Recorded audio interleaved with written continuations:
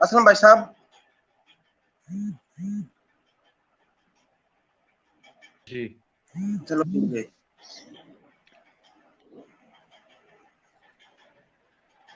Hello, जी जी आवाज आ रही है साहब मेरी आप तक? बिल्कुल आ रही है रमेश जी, बोलिए। जी। साथियों बीएड नमस्कार। राजस्थान के तमाम युवा साथी जितने भी जुड़े हैं फेसबुक लाइव पे या यूट्यूब पे देख रहे हैं रमेश के साथ, मैं हूं असलम चौकदार। जी रमेश जी, बात कहिए। सबसे पहले तो विशाल शर्मा जी का धन्यवाद। एक अलग ही जोश आता है, एक अलग ही ऊर्जा आती है जब भी ये देखने को मिलता है बीएड एकता जिंदाबाद। धन्यवाद विशाल जी, आपके ये कमेंट ही प्रेरणा स्रोत है। अन्यथा निराश करने वाले भी काफी हैं, ट्विटर पे आप देख रहे होंगे। हालांकि उनसे कोई फर्क नहीं पड़ता। सेकंड ग्रेड एग्जाम डेट वगैरह इनके बाद में चर्चा करेंगे। गुड इवनिंग वगैरह आप सभी के संबोधन भी स्वीकार है। भाई साहब, कमेंट आ रहे अपने राजस्थान वालों के, जी हरीश जी। साल्वे को लाया जाए, इस पर अच्छा, आप बेहतर। देखो बीएड बीएसटीसी प्रकरण आप लोगों को पता है। जिसे प्रभात सिंह ने लिखा है उस बात पे ही हम आप आगे बात को कर रहे हैं। जितने भी राजस्थान के तमाम युवा मुझे सुन रहे हैं उनके बीच में आप लोगों को बात रखना चाहता हूं कि ये जो बीएड बीएसटीसी का जब विवाद उठा तब बहुत सारे युवा साथियों के बीच में हमारी बातें आई, उनके कहा, हमने रखी बातें, लड़ाई लड़नी शुरू की और मामला हाई कोर्ट में गया। बेंच जयपुर में लगा दी गई कई लोगों ने। तो जरूरी था कि चीफ की बेंच में लगे और उसके आधार पे हमने बेंच चेंज करवाने के लिए एक साथ 289 की याचिका मेरे नाम से ही लगी थी और वहीं से बेंच ट्रांसफर हुआ जोधपुर में। मामला अंतरिम आदेश हुआ, लोग एग्जाम में बैठे, एग्जाम में बैठ के लोगों के बीएड वाले शामिल भी हुए। एग्जाम से 3 दिन पूर्व भी बहस हुई थी जोधपुर हाईकोर्ट में। कई लोगों ने भी कोशिश की थी एंड टाइम पे हम बाहर कर देंगे और कर देंगे, इस प्रकार की बातें आई थी, लेकिन नहीं हुआ। राजस्थान के तमाम जो बीएड अभ्यर्थी थे उन्होंने एग्जाम दिया, हमारी टीम पूरा काम कर रही थी। न्याय मिलेगा, ये बात बड़ी सही है, चाहे देर से मिलेगा। हमारी टीम इस पे काम कर रही है।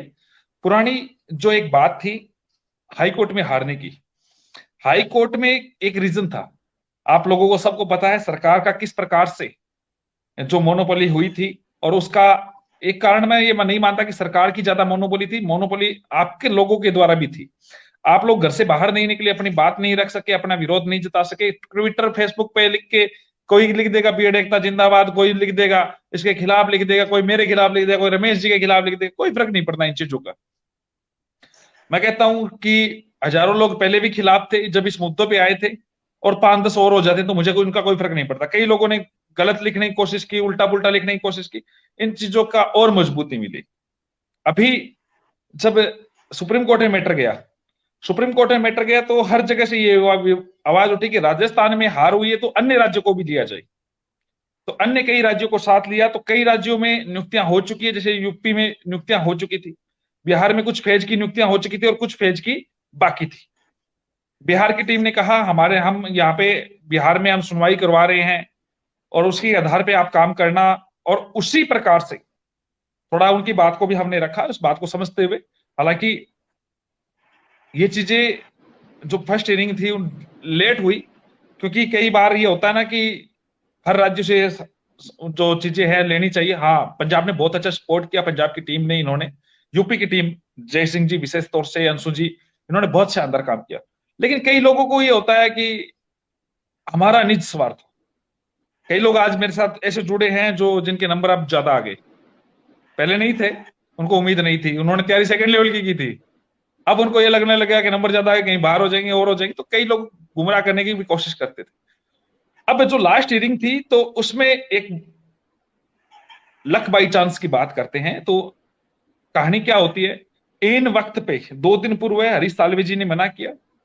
हमारा माइंड पटवालिया जी को, इनको दोनों को फिक्स कर चुके थे, तो पटवालिया जी को बात की तो पटवालिया जी ने मना किया।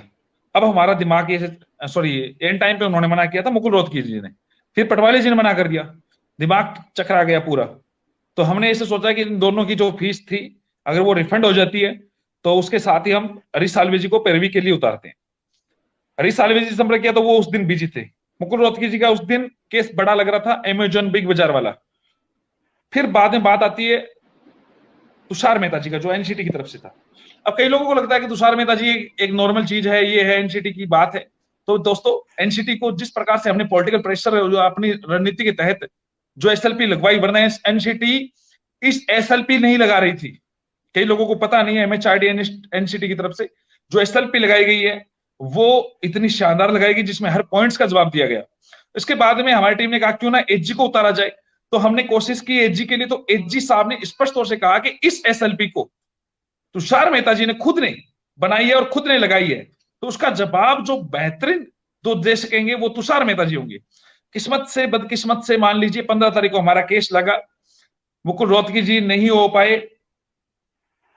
फिर दूसरी बात, मुकुल रोहतगी जी जब एंटर नहीं हो पाए तो दूसरा हमारी तरफ से हम गए, और वो जो पटवालिया जी थे, पीएस पटवालिया जी, उनके कोई निज काम थे। उन्होंने कहा सुबह मैं आ सकता हूं, 11 नंबर पे लग रहा है, लेट हो जाएगा लेकिन मैं उपस्थित नहीं हो सकता।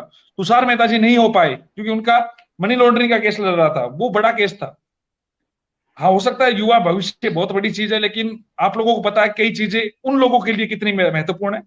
अब एन वक्त पे सभी टीम से डिसाइड किया गया, सभी टीम से पूछा गया कौन सा सुपर सीनियर उतारा जाए।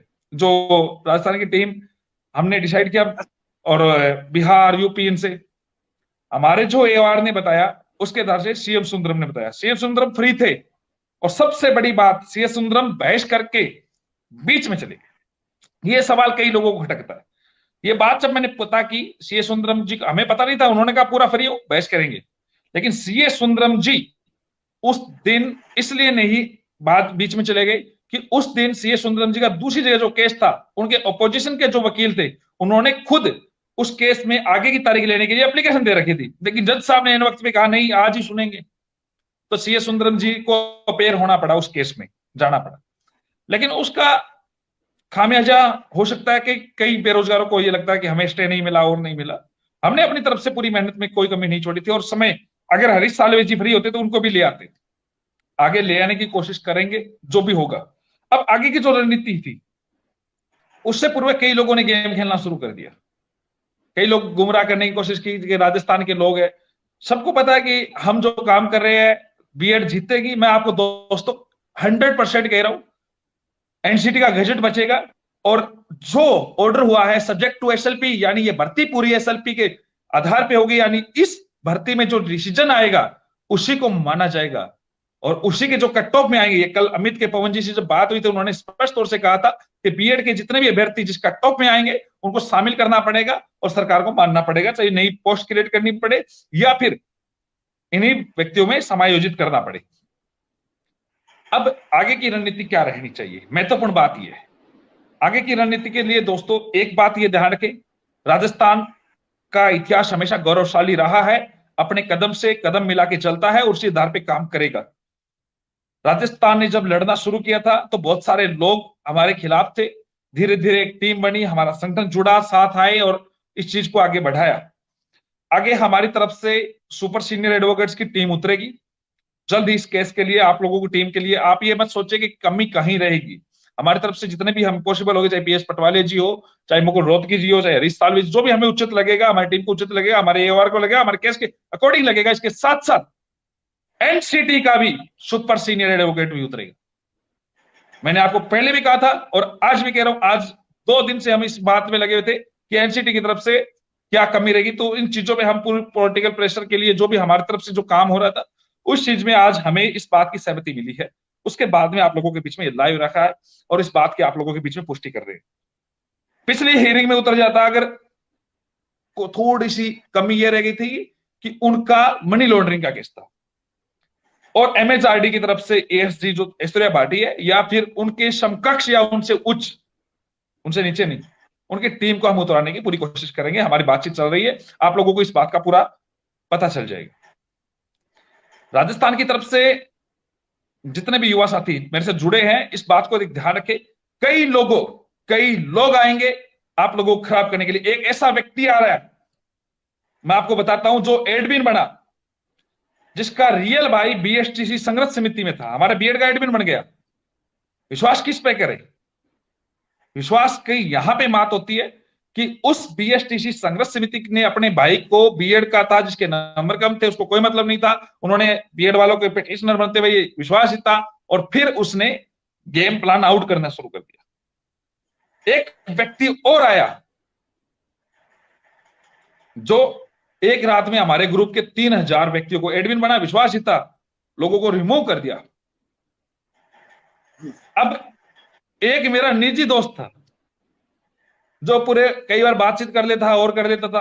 अब जैसे ये 15 तारीख को हियरिंग हुई, तब कहा यार सर मेरी 2 बहनों का सिलेक्शन हो रहा है, बीएसटीसी के रियल बहन है, मैं आपको आज तक नहीं बताई, लेकिन अब मैं आपको बता रहा हूं। दोस्त था, लेकिन उसका क्या पता निजी हित था। लेकिन एक दलाल और भी घुसा हुआ है, जल्दी आप लोगों के बीच में रखेंगे, जिसने बीएड वालों को गुमराह करते हुए हर लड़के को भड़काने का काम किया है। हर लड़के को आप लोगों के सामने वो खुद माफी मांगता हुआ नजर आएगा, क्योंकि उसके खिलाफ जो हमने जो तैयारी की है वो आप लोगों के बीच में जल्दी साझा करेंगे। दोस्तों, कई लोग आएंगे, गुमराह करेंगे, मार्केट में रोज आते हैं ऐसे कई प्रकार के फुदकने वाले, कई लोग आप लोगों के बीच में रखेंगे। लेकिन आप इस बात को समझे कि हमें, और एक बात और, 2-3 दिन पहले हमारी मीटिंग हुई थी बीएड की, बीएड बीएसटीसी के लिए, तो हमने ये कहा था कि जितने भी व्यक्तियों ने पिटिशनर बने हैं सारे रजिस्टर उनके सामने रखे, ए टू जेड का हिसाब भी रखा है और स्टेटमेंट भी रखा है, जो हमने ट्रांजेक्शन किए हैं ऑनलाइन या ऑफलाइन जो भी है। और कई लोगों ने कहा कि आपकी बैंक की जो ट्रांजेक्शन है बाकी है, तो बैंक की ट्रांजेक्शन भी 2-4-5 दिनों में मैं आके जैसे भी निकलवा के हमारी टीम के द्वारा आप लोगों के बीच में रख दी जाएगी, जितने भी व्यक्ति है। ये एक बात आप क्लियर सुन लीजिए, ए टू जेड पारदर्शिता आप लोगों के बीच में रखेगी, बीएड लोगों के हक की लेके। जो व्यक्ति गलत बिना सोचे तथ्य के साथ गलत बोल रहा है उसके खिलाफ हम लीगल कार्रवाई कर रहे हैं, और एक लोगों के सामने एक या कल की बात में आपको न्यूज आ जाएगी। पहले हम आप लोगों के बीच में पारदर्शिता से हिसाब रखेंगे, ए टू जेड ट्रांजेक्शन रखेंगे, जितना भी है डे फर्स्ट से लेके आज तक का, और उसके बाद में उस पर काम करें। जी लंकेश जी, शायद तक मैं ज्यादा बोल रहा हूँ, आप बोलिए। ना सही है। साथियों, जैसा कि आपने सुना, बीएड के द्वारा जो भी कार्य किया गया है हमारी टीम द्वारा, सब कुछ सार्वजनिक रखा गया है, एकदम ट्रांसपेरेंट रूप से, उसमें कोई किंतु परंतु नहीं है। जो अब फालतू का माहौल बना रहे हैं, ट्विटर पे हो या कहीं भी हो, वो मीटिंग तक में आने की योग्यता नहीं रखते, केवल वो ट्विटर जीवी है। उनकी भाषा में अगर कहूं तो आए, अगर वो संतुष्ट ना हो, फिर वो कहते ही सुंदर लगे कि मैं उनके पास गया था, उन्होंने मुझे ये दिखाया, मुझे उसमें ये गलती लगी, वो गलती लगी, इस टाइप से बातें हो तब तो मजा आए। और हम नहीं चाहते कि हम ट्विटर पे आपकी रिप्लाई नहीं देंगे साथियों, किसी को बुरा लगे तो लगो चाहिए। अब आप सोचते हो ट्विटर पे लिखोगे लंकेश ऐसा है वैसा है, मैं उसका आपको स्पष्टीकरण दूं कि नहीं मैं तो ऐसा नहीं हूं, मैं तो ऐसा हूं। भ्रम निकाल होता है दीजिए। वो। जी जी जी, बाकी आप लोगों को किसी भी प्रकार की घबराने की आवश्यकता नहीं है। उन साथियों को जिनके लेवल प्रथम में नंबर अच्छे हैं, आपने शुरू से विश्वास दिया है, वो साथी जो अब उल्टा पुल्टा लिख रहे हैं ना कुछ, लड़ेंगे और जीतेंगे दोस्तों, ये बात भी ध्यान रखिए। जो फालतू माहौल बना रहे हैं उनके, मान लो चाहे कैसे भी करके नंबर आ गए, उनकी वैल्यू हमारे लिए शून्य है। शुरू से लेकर अब तक कह रहा हूं, हमारे लिए उन लोगों की वैल्यू है जिन लोगों ने हमारे कहने मात्र से लेवल प्रथम की तैयारी शुरू की थी और लेवल प्रथम में अंक भी अर्जित किए। जैसे कुछ साथियों के उदाहरण दूं, बीएड का एक साथी तनसुख पालीवाल, नाम आपने सुना होगा। उनके लेवल प्रथम में नंबर हालांकि कम आए होंगे, पर उन्होंने दृढ़ विश्वास के साथ लेवल प्रथम की तैयारी की थी, इस विश्वास के साथ कि लंकेश असलम चौकीदार व उनकी टीम उनको एग्जाम दिलवाएगी और नियुक्ति भी दिलवाएगी। ऐसे साथियों के लिए हम लड़ रहे हैं, आपका विश्वास हम नहीं टूटने देंगे साथियों। बाकी एक बात योगी जी ने भी कही थी, अभी कुछ दिन पहले इंटरव्यू ले रहे थे, तो योगी जी ने कहा कि अगर मैं अपना शीश काट कर भी दे दूं जनता को, तब भी 20% लोग मेरे खिलाफत में रहेंगे, कुछ भी कर लो चाहे। तो वही लोग हैं ये। अगर हम दोनों भी अपना शीश मिलेगा भाई, तो आप ट्वीट नमन फलाना दिखड़ा, फिर भी वो लिखेंगे कि ये तो ऐसे थे, इनको नमन वगैरह क्यों बोल रहे हो। उनकी आदत है, फितरत है। 2-4 दिन उनको सरार, कई अपने विरोधियों ने अपने बीच में अपने दलाल भेज रखे हैं और वो अपने मकसद में कामयाब होने की कोशिश कर रहे हैं। करने दीजिए, कोई फर्क नहीं पड़ता इन चीजों से। और आप लोगों ने ये चीज तो सुनी है कि बाधाएं बहुत आती है जब आप मंजिले राह की तरफ बढ़ते हैं, मैं बढ़ता गया, कई लोग भौंकते गए और रास्ता बनता गया और मंजिल की तरफ मैं मंजिल को प्राप्त करता गया। कई लोग आएंगे, जब क्या राजस्थान के विधानसभा के जो माननीय लोग भी आके अपना जो एडी चोटी का जोर लगा चुके हैं, तो ये कई, इनको मैं कुछ नहीं समझता। रंकेश जी, आप लोगों को मैं पहले ही बता चुका हूं, इन चीजों का मुझे कोई ज्यादा फर्क नहीं पड़ने वाला कि कौन क्या है, कितना प्रभावी है। ये एक ट्विटर कोई अकाउंट था शायद तक बिहार वालों का है, बीएड एकता मंच नाम से। अरे कमाल कमाल की बात देखो साथियों कि राजस्थान के साथियों ने दगा किया, याचिकाकर्ताओं के साथ करो भी करांगा, मारा आप गए मार कर गए, बिगाड़ लो कि बिगाड़ो। तो दूसरा एक दगा हम कौन किसी से नहीं करेंगे, दगा हम किसी से नहीं करेंगे और सभी को ट्रांसपेरेंसी से काम करेंगे। और बात रही बिहार की, तो राजस्थान के मामलों में अब उनको कहीं दखल अंदाजी करने की आवश्यकता नहीं है, हम अपने हिसाब से देख लेंगे। और जो झूठ आपने ट्रांसपेरेंसी से किया था अपने क्षेत्र में, उनको भी हम एक्सपोज करेंगे। उन लोगों ने खुद, जो कई बार होता है जो चोर खुद होता है दूसरे को चोर लगता है, जो खुद गलत होता है, उन्होंने क्या किया, वायवीगिरी के नाम से बिहार में क्या क्या किया, बहुत सारी चीजें मेरे पास, उनके जो विरोधी है और है, उन लोगों ने भी भेजी है। लेकिन इन चीजों को मैं मानता नहीं, उन लोगों को इन चीजों के रिप्लाई करने में इतना ही उनको लाइक नहीं मानता कि जो गलत है वो गलत है और जो सही है सही है। हर चीज के ट्रांसपेरेंसी रखेंगे और जो व्यक्ति हमारे से संतुष्ट नहीं है वो अपने अपने हक के लिए, अपने हित के लिए, अपने अपने अनुसार कार्य करने के लिए भी स्वतंत्र है और हम अपने हिसाब से देख लेंगे जी। और जो आप बिहार वालों के झंडे तक के उठाए फिर रहे हैं ना कुछ साथी, उन्हीं की वजह से ये हियरिंग लेट हुई है, अन्यथा आपका फैसला भी हो जाता संभवतः अभी तक। उन लोगों की ही वजह से मतलब उन्होंने ये कहा था,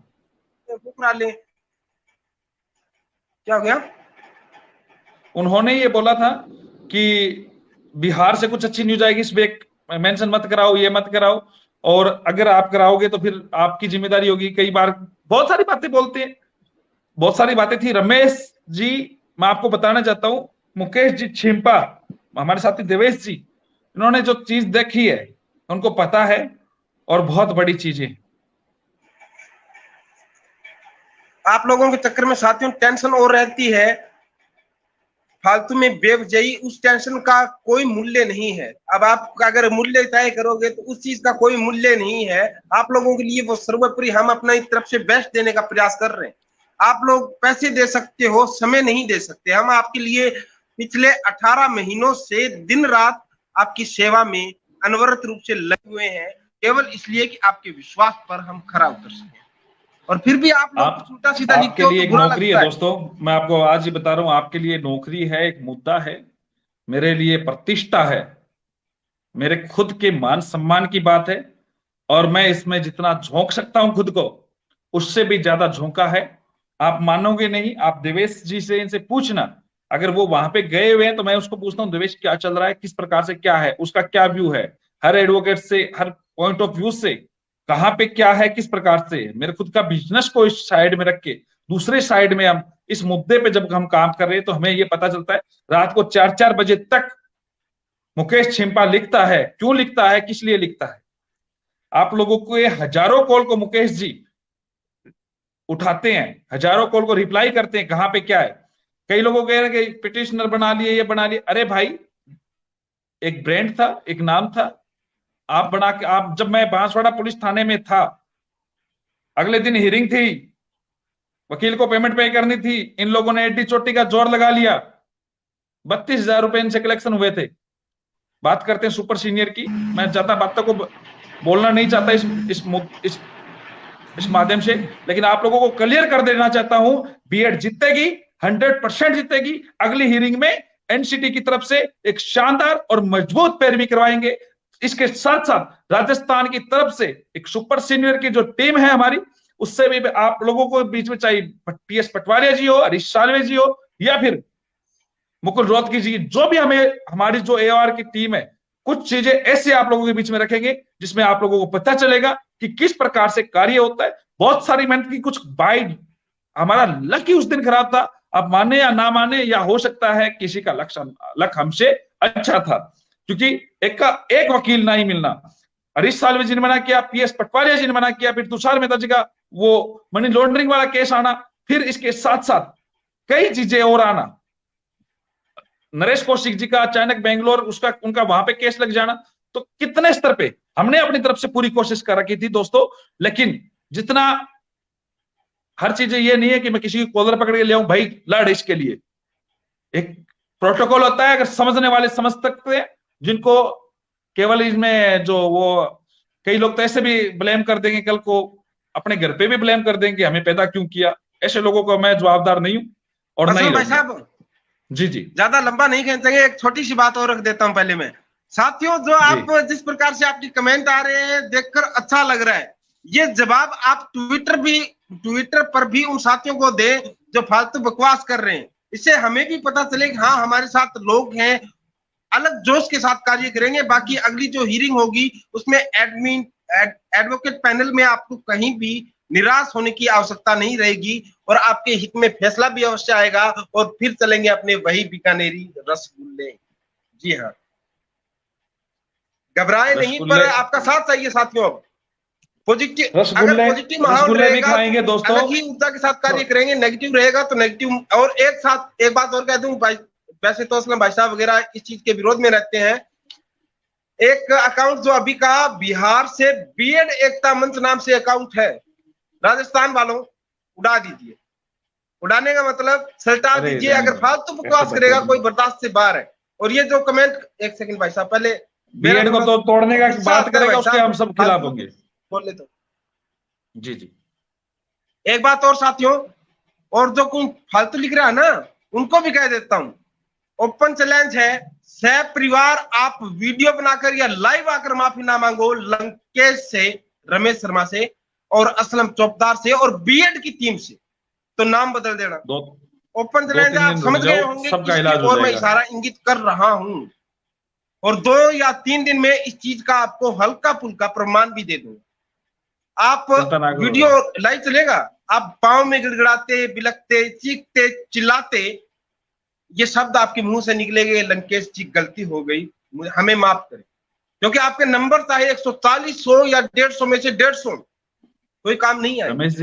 रमेश जी मैं ये कह रहा हूं, मैं अपनी बात को यही विराम देता हूं, आप लगातार इस बात को बढ़ाए और कई चीजें जरूरी है युवा तक पहुंचाए इस मुद्दे को।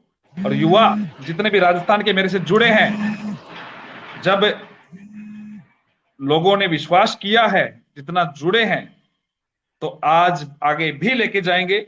आप लोगों को इतना ही कहना चाहता हूं दोस्तों, जितना मेरे से जुड़े हैं उनका मैं विश्वास कहीं नहीं टूटने दूंगा। कई लोगों के वो जो कहते हैं ना, कुछ सपनों के मर जाने से, कुछ सपनों के मर जाने से जीवन नहीं मरा करता। आप लोग इस बात ध्यान रखें, ये आपका जीवन है, लेकिन इसी जीवन में, इसी भर्ती में आप लोगों के लिए कुछ अच्छा करके दिखाएंगे। इन्हीं आशा के साथ जय हिंद, जय भारत।